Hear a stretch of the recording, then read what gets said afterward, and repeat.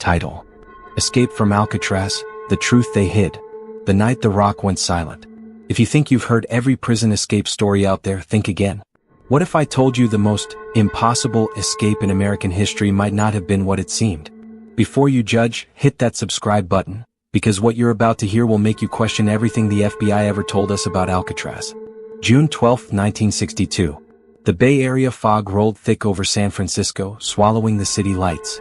Across the cold, dark water Alcatraz Island, the rock sat like a fortress of concrete and steel, isolated, untouchable, and designed to break the souls of the men trapped within it.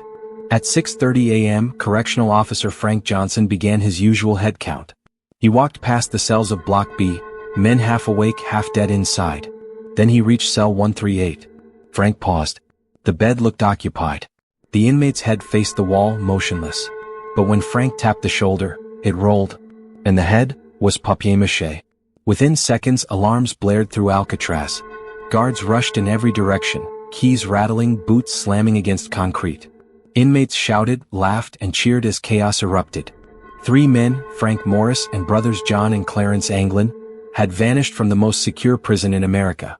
They'd been serving time for bank robbery, but this was a different level of ambition. Frank Morris was no ordinary convict. A genius with an IQ of 133, a master of planning. The Anglin brothers were seasoned escape artists, quiet but methodical. Together they formed a pact, not just to break out but to disappear forever. The warden arrived within minutes. His voice thundered through the halls. "Seal the island. No one leaves. No one comes in." FBI agents were flown in by midday. Helicopters scoured the bay. The Coast Guard dragged nets through the freezing waters. And by nightfall the official line was clear. No one could survive that swim. But the evidence didn't add up. Inside their cells, investigators found crude tools, spoons filed down into chisels, a stolen drill motor made from a vacuum cleaner, and carefully crafted vent holes hidden by paint and plaster. Behind those holes, a secret passage carved through years of concrete dust and patience. In the utility corridor behind their cells, officers discovered a trail of clues. Footprints, homemade life vests fashioned from raincoats, and a small wooden raft. It led straight up to the roof, and out into the fog. The official report said the men likely drowned. But one piece of evidence refused to fit that story. A single, makeshift paddle found washed up on Angel Island, exactly 5 miles north. And then there was the letter. 16 years later, in 1978, a handwritten letter arrived at a San Francisco police station. Read, "My name is John Anglin. I escaped from Alcatraz in June 1962. Yes, we made it. I'm sick. I need help." The handwriting matched John's. The details inside the letter were things only someone who'd lived inside those walls could know. But when the FBI tested it, they called the results inconclusive. The letter disappeared from the record soon after. Years later, retired guard Frank Johnson would swear under oath that he'd been told never to speak about what the FBI found near Angel Island, that there were signs of life they didn't want the public to know about. So what really happened that night? Did 3 convicts vanish into the freezing black waters of the bay? Or did they walk out of history alive and free? Because in 2013, a photograph surfaced, old, grainy, but hauntingly familiar. 2 men in Brazil sitting on a farm porch. The faces? Aging but unmistakable. And when a forensic facial expert compared them to the Anglin brothers, the match probability was over 90%. But what the FBI did next, and who they sent to silence the man who found that photo, would uncover something much darker than an escape. Because Alcatraz might not have been just a prison. It might have been a cover-up. The man who knew too much. If you thought the Alcatraz escape was just a daring swim across the bay, you're about to learn why the FBI wanted this story buried.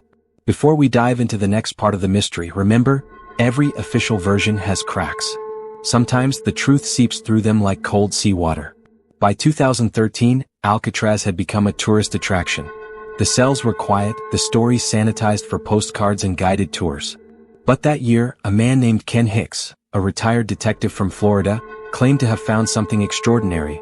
A photo taken in 1975, showing 2 men on a small farm outside Rio de Janeiro. The photo was faded, taken with a cheap Kodak camera, but the resemblance was uncanny. The taller man had the deep-set eyes of John Anglin. The other, broader in the shoulders, had the same crooked smile as Clarence. Hicks wasn't a conspiracy theorist, he'd spent 30 years on homicide. He knew how to recognize a face. He sent the photo to the FBI's San Francisco field office. 3 weeks later, 2 men in dark suits showed up at his door. No badges. No paperwork. They said they were there to follow up. Hicks handed over the photo. They thanked him and left. He never saw it again. 2 months later, Hicks' laptop, the one he'd used to scan and enlarge the image, was stolen. His home office was ransacked, but nothing else was missing. The local police wrote it off as a burglary. But Hicks wasn't convinced. He started digging deeper. Through a retired bureau contact, he learned that the original 1962 escape files had been sealed, not for national security, but under a classification reserved for ongoing intelligence operations. Why would a decades-old prison break fall under that? The answer, as Hicks discovered, led back to Frank Morris. Before Alcatraz, Morris had been arrested in New Orleans in 1955 for bank robbery, but he'd also worked briefly as a civilian contractor for a small naval research firm. His records hinted at ties to a Cold War intelligence program that recruited convicts for high-risk missions. The theory was simple: use men with nothing to lose. Morris, the genius inmate, might not have just planned his own escape, he might have been helped to do it. Hicks started contacting surviving guards and family members of the escapees. Most refused to talk. One, a former Alcatraz guard named Earl Simmons, finally agreed to meet him in a cafe outside Sacramento. Earl was 82, frail but sharp. He told Hicks that 2 weeks before the escape, someone had been ferried onto the island at night, a man in a Navy uniform carrying a briefcase. The warden and 2 FBI men met him at the dock. After that night, Earl said, security patrols around the utility corridor were reduced. Almost like someone wanted them to go missing, he said. When Hicks asked why no one ever came forward, the old man's hand shook as he lifted his coffee. Because the Bureau made it clear, he said, if we talked about that night, we'd lose our pensions, or worse. Hicks recorded the interview and hid the tape. 3 days later, Earl Simmons died, officially of a heart attack. The next week, Hicks received an unmarked envelope. Inside was a single sheet of paper with 6 typed words. Stop chasing ghosts. They're watching you. He went public, sort of. He contacted a journalist named Laura Brenner, known for exposing government cover-ups. Together, they traced a paper trail to a naval warehouse in San Leandro, where, in 1962, shipments of experimental life rafts and waterproof radios had been logged missing. The warehouse foreman, an old veteran named Tom Greeley, confirmed that a man using the alias Frank Morris had been on site weeks before the escape. Greeley handed Hicks a copy of the work order signed F. Morris, Engineering Division. But before Hicks could publish, his car was run off a rural road near Tallahassee. He survived barely. The police blamed driver fatigue. The evidence, however, vanished from the crash site. No tape. No folder. Nothing.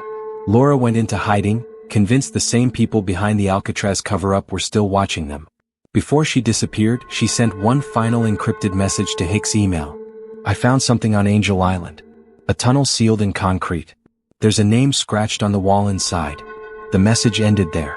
A week later, hikers reported finding a rusted metal hatch half buried near the island's northern shore, right where the search for the escapees had been called off 50 years earlier. Authorities closed the area for safety reasons.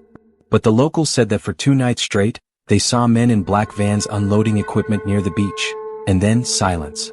Whatever was buried on Angel Island, whatever name was scratched on that tunnel wall, it wasn't meant to be found. Because when Hicks returned to the site months later, the hatch was gone.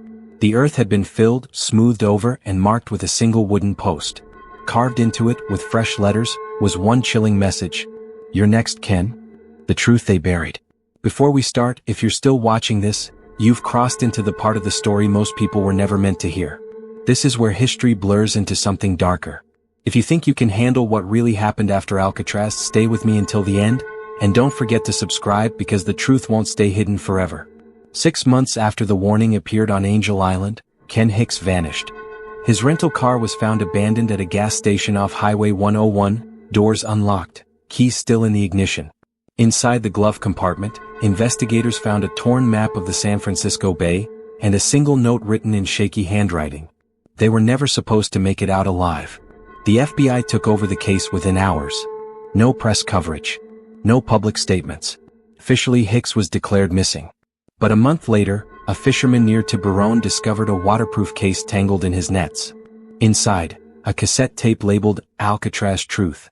The tape's contents were never officially released, but a copy leaked through underground forums years later. What it contained changed everything. The recording began with Hick's voice, tired, strained, but calm.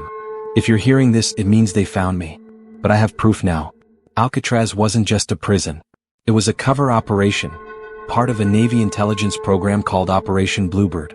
They tested psychological conditioning on inmates, using isolation and deprivation to create perfect agents. Frank Morris wasn't escaping, he was being extracted.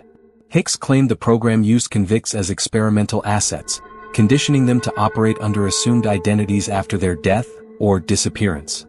In other words, Alcatraz's greatest escape might have been a government-engineered relocation." He went on.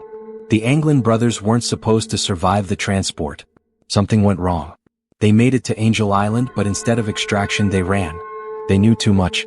That's why the Bureau keeps this case open, not to find them but to make sure no one else does." Then the tape cut abruptly. What followed was static, and faintly in the background what sounded like ocean waves and men shouting. The tape ended there. Years passed. The world moved on. But in 2018, Laura Brenner, the journalist who'd vanished, resurfaced under a new name. She contacted a documentary filmmaker and agreed to meet him in a small motel outside Portland. She handed him a sealed envelope and said, "If anything happens to me, open this on camera." Inside was a series of photographs, aerial shots of a rural property deep in the Brazilian countryside. The same porch seen in the 1975 photo. Only now the image showed 3 headstones behind the farmhouse. The names were faint, weathered by time. But 2 of them were clear. John Anglin. Clarence Anglin. The third was carved crudely, almost as if added later. Morris. But that wasn't the end. Because etched below those names were coordinates, leading to a location on the mainland, near an abandoned airfield once used by the CIA in the 1960s. When Brazilian authorities searched the site in 2019, they found remnants of a concrete bunker sealed beneath the soil. Inside were rusted metal crates stamped with a faded logo. U.S. Naval Project, Bluebird. The contents were never disclosed. The site was declared a hazardous area and fenced off. But a local worker who'd helped dig there claimed he saw something before the military sealed it again. Dozens of old leather-bound files filled with mugshots of inmates, most marked deceased, though none had official death certificates. When asked what else he saw, the worker hesitated. "There was a document with Frank Morris's photo," he said. But the name under it wasn't Frank Morris. It said Agent R. Fallon. Today the FBI still maintains the same position. No evidence the escapees survived. But every year new photographs, anonymous letters and classified files leak from forgotten archives. Each one hinting that the story of Alcatraz was never about 3 men escaping prison. It was about 3 men escaping the truth.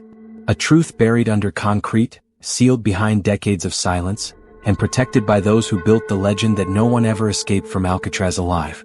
Maybe that's still true. Because if Frank Morris and the Anglin brothers did survive, they didn't just break free from the rock. They broke free from the system that created it.